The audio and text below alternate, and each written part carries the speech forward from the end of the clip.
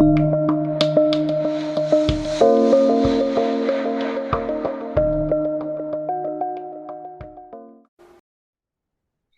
everyone, I'm Pam Gregory, astrologer. I'm going to be talking to you today about the first half of February and the full moon that we have in Leo coming up on the 5th.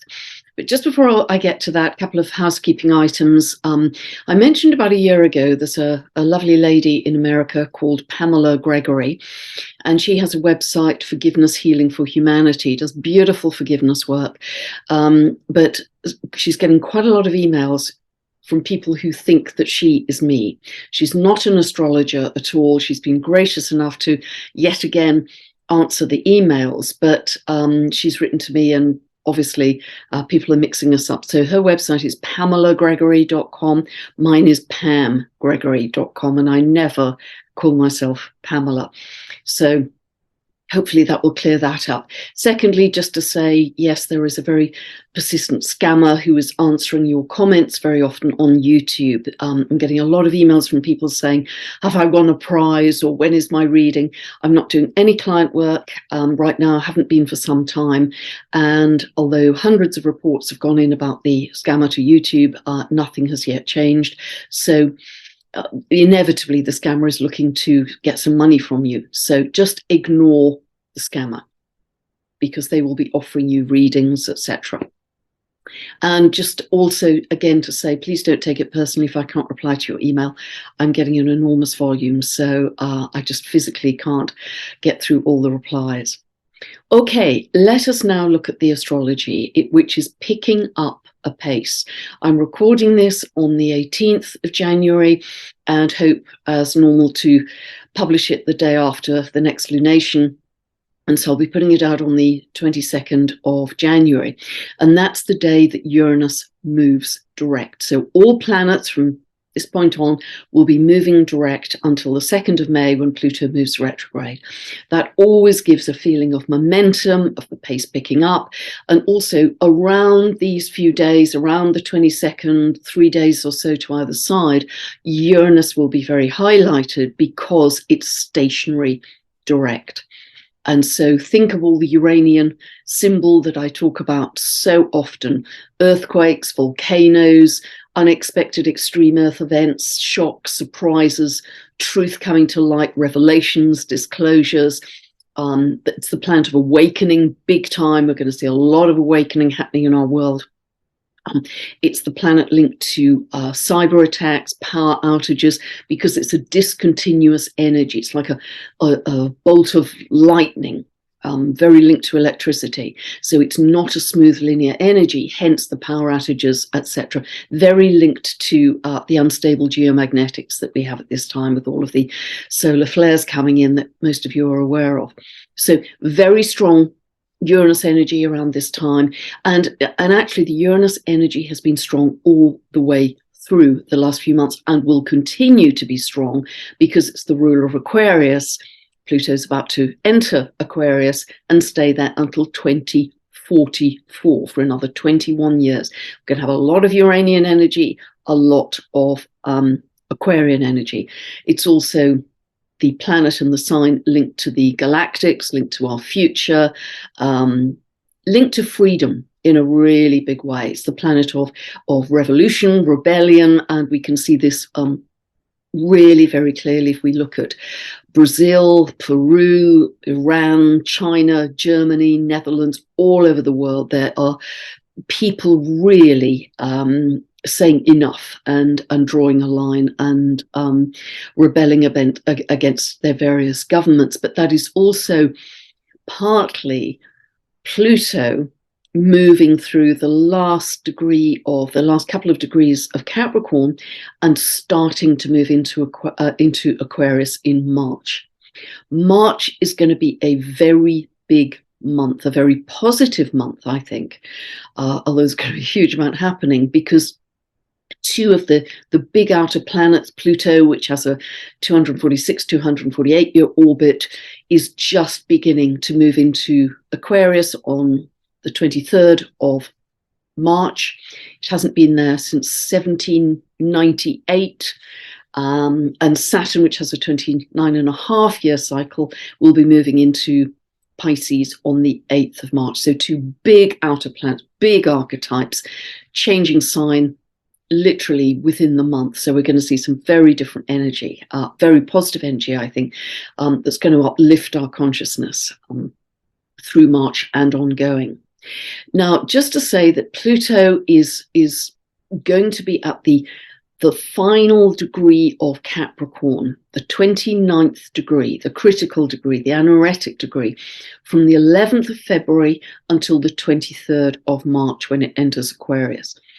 The 29th degree of any sign, as I say, known as the critical or the anaretic degree, particularly when you have an outer planet there, slow-moving planet, tends to bring up the shadow side of that sign.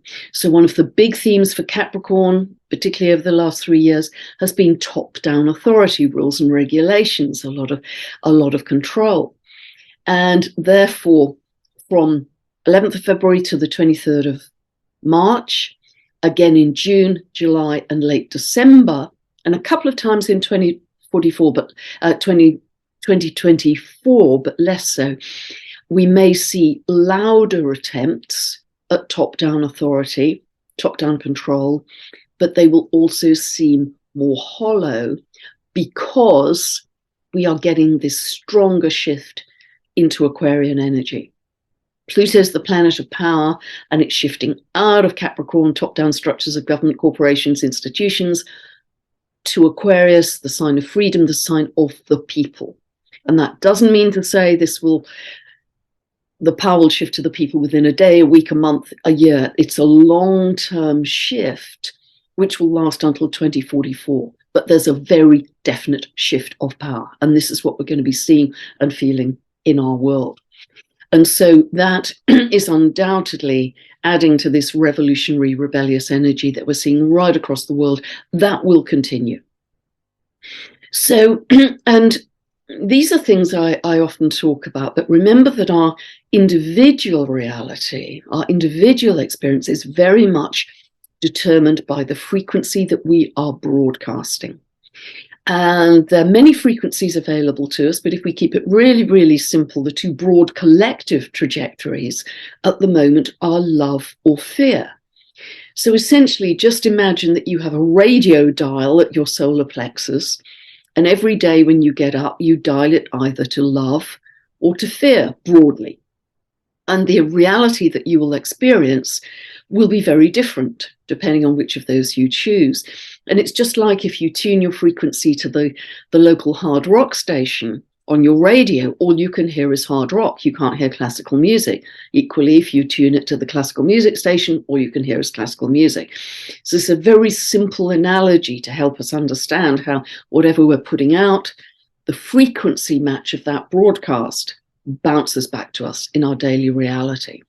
So we have great control, I believe, once we master this, master our thinking, master our emotions that we're broadcasting on a daily basis. We have great control over our individual experience, or a lot of control. Obviously, other things are at play with past lives and karma and all of those sorts of things. But nevertheless, we can have a great deal of influence over our individual reality. And we are also affecting the collective as well, the collective frequency. And as I've spoken about many times, the higher frequency energy will have a very positive effect, much more influential than the other way around, than lower affecting higher. So when we're in fear, we have a sense of everything being insurmountable.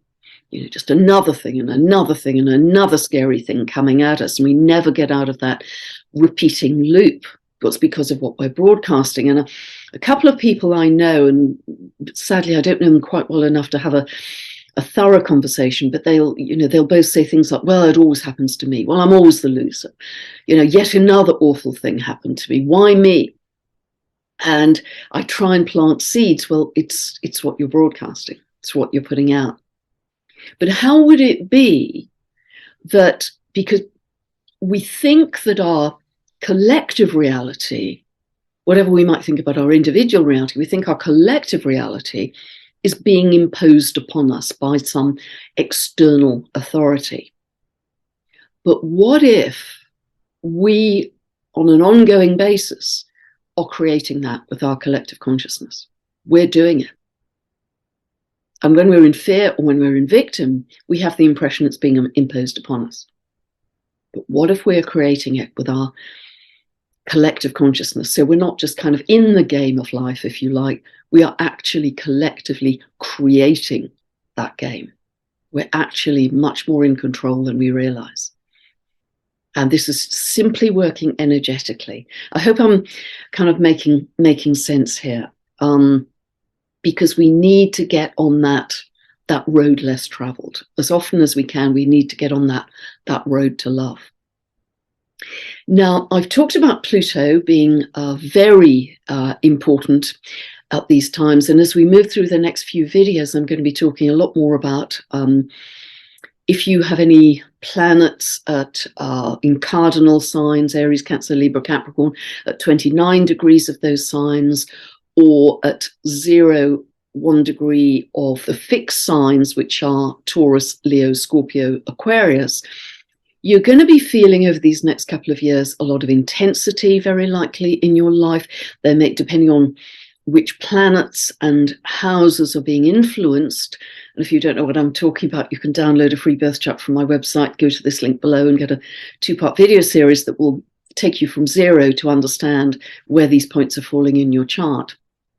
You'd be likely to be feeling intensity in some area of your life. It could be around relationships, control, manipulation, power play, power dynamics. But ultimately, the purpose of Pluto transits is always about empowerment, stepping into your own power. They often begin with a kind of stressy situation, personally or at work, depending on the houses involved, but they are always about stepping into your power if you play them correctly, and using that for altruistic purposes, using that for the good of all, not just for self. But the other thing I wanted to say, which I really didn't emphasize enough in my themes for 2023 video, and I'll put the link for that below so you can see what I did say about themes for 2023. But one thing I don't think I emphasized enough is that Saturn moving into Pisces is very important, because we really feel that shift of energy, because Saturn has a contracting, a limiting, a shutting down, a reality check effect on the sign it's moving into. For instance, on the 22nd of March 2020, and I mean 2020, Saturn moved into Aquarius. Aquarius is the sign of freedom. So what happened over most of the world on the 23rd of March, the next day, 23rd of March 2020, most of the world went into lockdown. That was true for the UK, it's true for Europe, US. Contraction, limitation on freedom. Lockdown for extended periods of time. It was so clear and so literal. So now that doesn't mean to say that Saturn always expresses within a day, because Saturn is going to stay in Pisces until February 2026. So it has, an extended period here. So it may not happen on the day, but what I wanted to emphasize, and what I didn't say clearly enough in that themes for 2023 videos, Pisces is about the illusion, the delusion. It's around theatre and film and video, Hollywood, that kind of thing. But it's also very connected to the media. It's also connected to pharmaceutical products and the companies that make those. It's connected to those drugs of all kinds. So it's also connected at its lowest level of expression, Pisces, to any deceit or any lies. And when Saturn moves in there, it potentially is going to have a shutting down, a contraction, a limiting effect on all of those associations I've just mentioned, as well as everything I said in that other video. I think this is incredibly interesting, and I know many of you will be following my meaning here, together with all of the other transits that are happening with a very strong Uranus awakening energy, with the Pluto shift into Aquarius. I know many of you will be following me here. Then we have our full moon, which is coming up on the 5th of February. It's happening at 10:28 a.m. Pacific and 6:28 p.m. UK time. It's happening at 16 degrees 40 minutes of Leo. Now, the full moon is, see where 1648 of Leo falls in your chart, because it tends to bring completion or closure to an area of your chart. There's a culmination effect, or because it's a full moon, it's the peak of the moon cycle, it shines a light on something that you may not have known before. This could shine a light on leadership across the world. Leo, the leader. And that's going to be very interesting, I think. So see where it falls in your chart. It is the 5th full moon in a row of 7 at 16 degrees of its sign. And as I mentioned in the previous video, if you look at the tarot, the 16th card in the deck is the Tower. We are absolutely at a tower moment for humanity. There's absolutely no doubt about it. And I know many of you realize that. So hence the fast moving events. It's just going to be pouring out from this point on. And, you know, we are going to have some remarkable few months. I think March, April, May are going to be game changer months for the world, wherever you're at. So Leo is fixed fire, very connected to leadership out in the world, but also your own sense of leadership. You can be a leader as a mum at home with children, or a housewife. You can, because of the standards you set for yourself, you can be a leader in that position. Anybody can be a leader. You don't need a formal role or title. It's about love. It's about warmth, love of life, creativity, a hugely creative sign. Pride, honesty, integrity is a big, big word for Leo. Always acting in integrity. And of course, Saturn moving into Pisces is very much about spiritual integrity. We cannot enter this expanded consciousness if we are not totally in integrity. If we don't completely walk our talk, if we're not completely authentic, if there are wobbles in the agenda to be self-serving rather than service to others, it won't work to move into that expanded consciousness. So this full moon in Leo is going to remind us of that. And I always think of shining with Leo, the ability to stand in their center. This is fixed fire, and put out their light, to shine. But they are also extremely good at helping other people shine. And as I was preparing to do this video, it very much reminded me of the beautiful piece by, I think it was Marianne Williamson who wrote this in her Course of Miracles. And some of you may know this, but it still, I think, bears repeating, particularly because it's so fitting for this full moon in Leo. So I'm going to share this with you now. Our deepest fear is not that we are inadequate.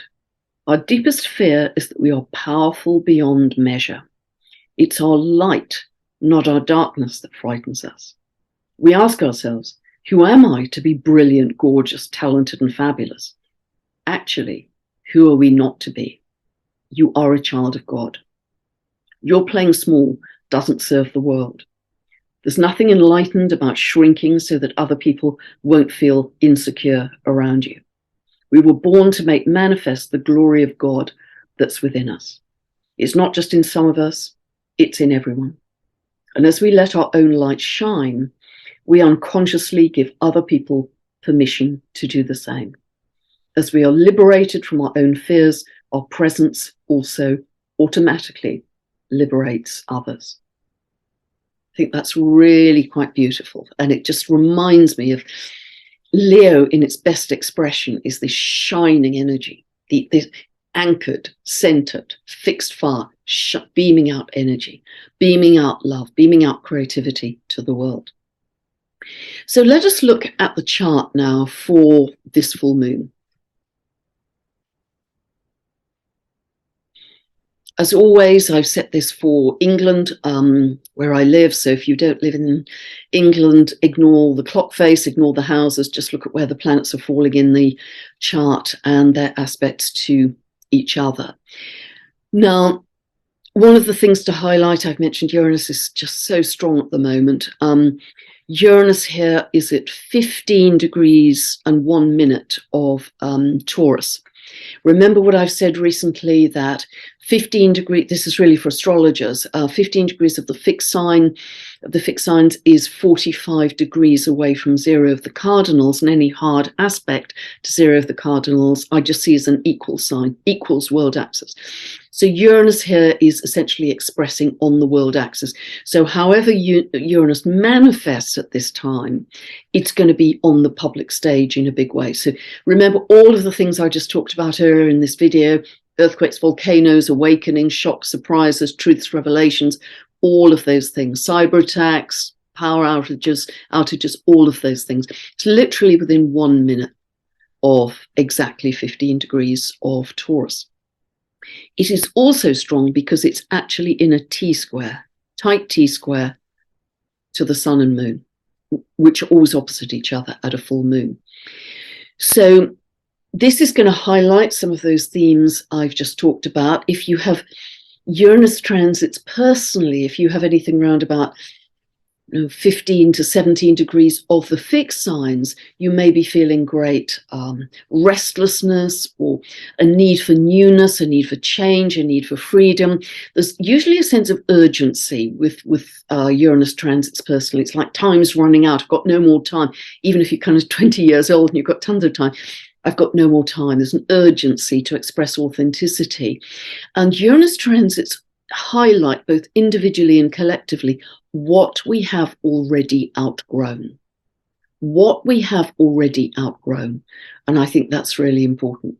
And we are going to be going in quantum leaps in our frequency and our consciousness as we move through this year. Big, big jump in consciousness in March, round about the equinox. The other thing I'd like to point out here is that there's a Mercury-Pluto conjunction here in Capricorn, 22 and 28 of Capricorn. Now, whenever you get Mercury-Pluto conjunctions, it can be very deep thinking, very esoteric thinking. It's excellent for research. It's excellent for digging up secrets linked to Capricorn, those top-down power structures which I've mentioned. So secrets could come to light in this bright full moon around leadership and around top-down structures.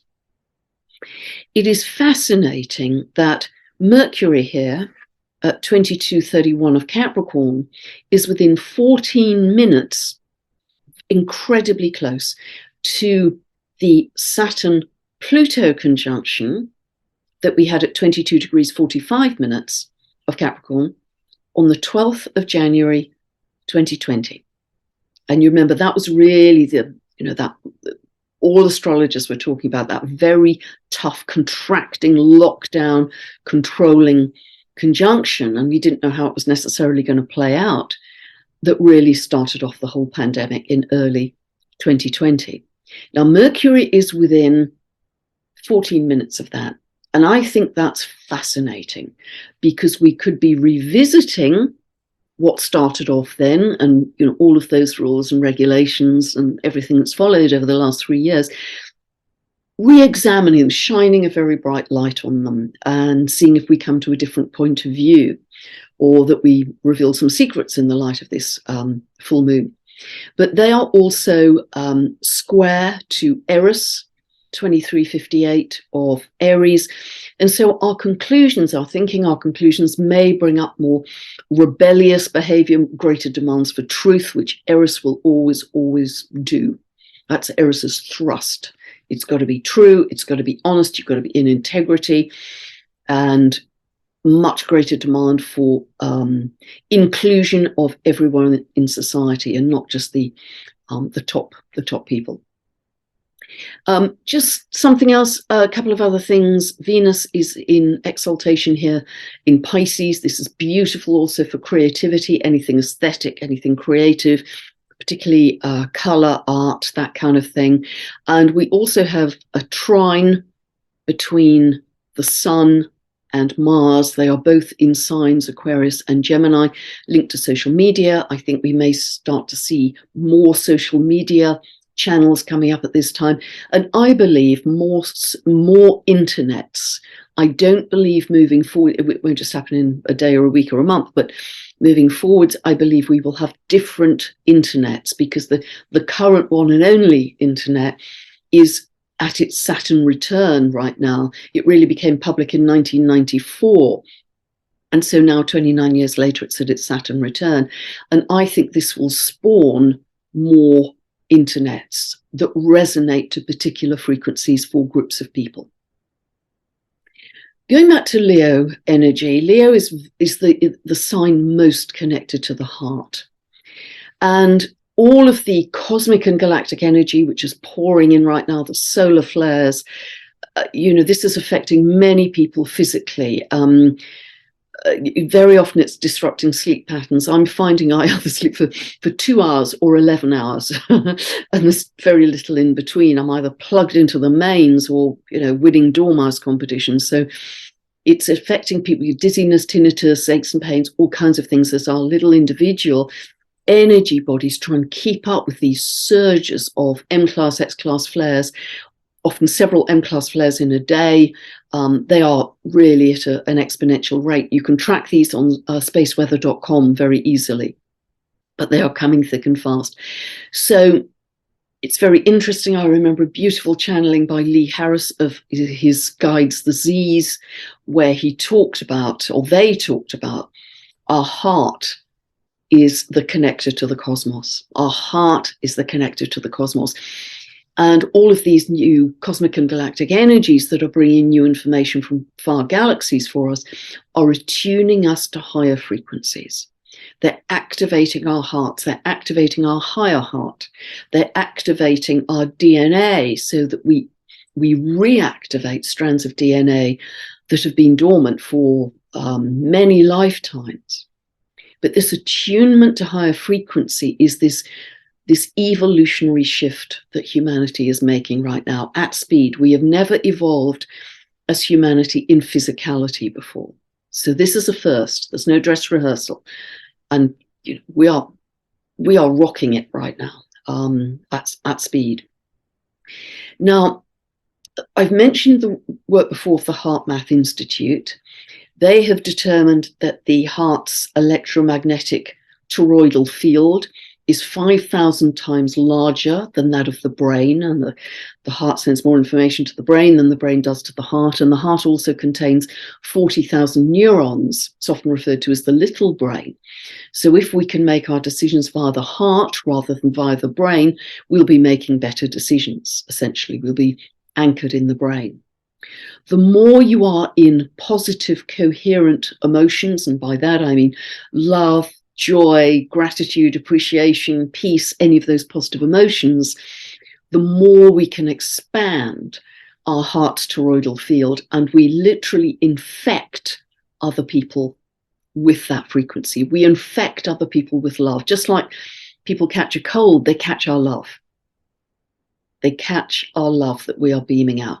And boy, what a wonderful image to have as we move forwards in this new world. Infecting others with love. Make that your mission. I'm going to infect everyone I come in contact with love as I move through my day. And also just invisibly beam that out to the collective. The other thing I'd like to point out here is that Salacia at 6:56 of Aries is within 2 minutes of a conjunction, exact conjunction to Jupiter at 6:58 of Aries. Jupiter expands whatever it touches. Salacia in myth was the wife of Neptune. She's very linked in myth to the shimmering sunlight, moonlight on the seas. I believe she is the dwarf planet linked to photonic light. And we can see this, many of us can see this as this bright, white, sparkly diamond light that's so different from what we've had previously. And the surges of photonic light coming in to us, we're getting these at the same time as the surges of cosmic and galactic energy. We are embodying more and more light. We are stepping into becoming the light body. And so really think of becoming the lighthouse. be fixed fire, be strongly anchored, be strong in your center. Know that you're operating from this inner radio dial, which you're dialing to fear or love very consciously as soon as you wake up in the morning. But see yourself as a rock solid lighthouse, beaming brighter and wider light to the world. And there are going to be storms and hurricanes and enormous waves crashing around you, but you are going to hold rock steady as a lighthouse. And you're actually linking to other lighthouses all over the world in that increasingly bright grid of light. And I think that's a lovely image to keep in mind. The other thing to share with you is I came across a meme on social media yesterday, and it was anonymous, so I can't credit anyone, but it was, the new earth is created inside of you before it's created outside of you. The new earth is created inside of you before it's created outside of you. And of course, that's true of anything that we're going to create.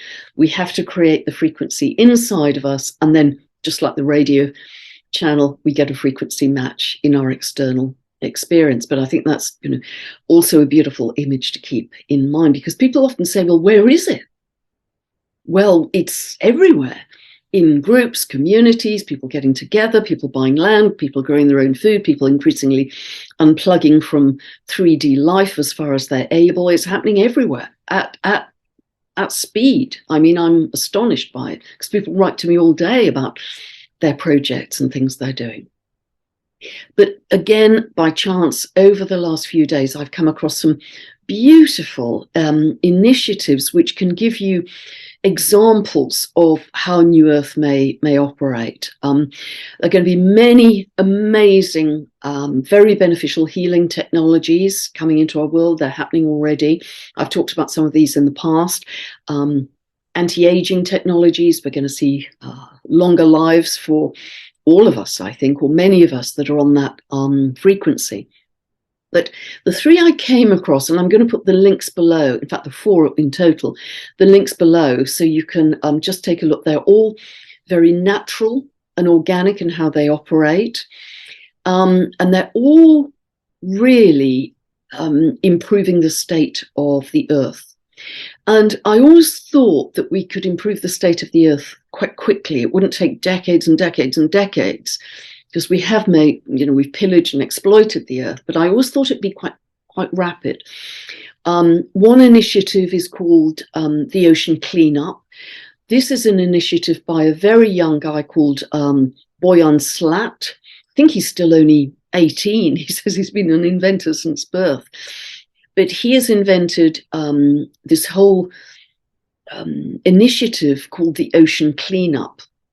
And he's invented a way, and again, entirely natural, of cleaning up 90% of the Earth's floating plastic pollution with his methods. And it's a non-profit making organization. So I'll put the link below and you can check that. And remember, as we go forwards, we're moving from the old greybeards being in power with Capricorn to young people, not as leaders in a top-down sense, but young people who have ideas, who have initiatives like this amazing young guy. And people are going to group around them in their team to support them. Another one is something that was invented, apparently, or discovered centuries ago, called electroculture. And of course, that connected for me, because Uranus is in Taurus till 2026. Uranus is the planet of electricity, and Taurus is the Earth. Electroculture, and it is a way of boosting plant vegetable growth by magnifying the natural electromagnetic field of that area of plant growing by using copper rods and naturally magnifying that energy. So again, I'll put that below. There's another one called DPE, which is very similar, which neutralizes radiation, works with the Earth and the Sun and the cosmos to do something very similar, boost plant growth. Another one is very exciting. It's a group of quantum physicists who are using a quantum computer. And I don't fully understand this, but as much understanding as I have, they are cleaning up areas of unhealthy soil, but also helping to boost crop growth by it almost seems to be like homeopathy. They're finding the frequency of the healthy soil or the healthy plant and beaming that back out to a large acreage. And they've been going for about 6 years, and they have on their website some side-by-sides of before and after of how the improved yield of crops is progressing. So examples like this, go and do your own research. I'm not an expert on any of these initiatives, but go and do your own research, because to me they are thrilling, because they're finding ways, with this increased Lemurian energy coming in, of naturally harmonizing with the earth, in some cases using some very old methods, but also applying understanding of quantum physics to really turn the earth back to a beautiful, healthy state, and to increase crop yields, which will help us all with food production. So again, just some examples. So when people say, well, I can't see it anyway, well, just go and do some research. You'll easily find a lot of things that are happening out there, which are happening quickly and are incredibly exciting. So I hope that's helped. I've covered an immense amount in the time. And March is I'm going to be talking about second half of February. Obviously, in the next video, we are well into this shifting energy of Saturn and Pluto changing signs in March. It's going to be a very exciting phase for humanity. And remember that your reality isn't simply being imposed upon you. We are creating it in every moment. We are weaving the astrology like a tapestry in every moment as co-creators, stepping into our power, saying, when people say, what does New Earth look like? I'll say, well, what do you want it to look like? You're creating it. You're part of it. You're a participant. So really understand that role of co-creation. Be the lighthouse. Hold rock steady. We are moving from the old systems to the new at dizzying speed. God bless. Hope that's helped you. If you want more information about my books, my training videos, my long monthly newsletter, just check out my website. Remember, pamgregory.com, not Pamela. God bless. Bye for now.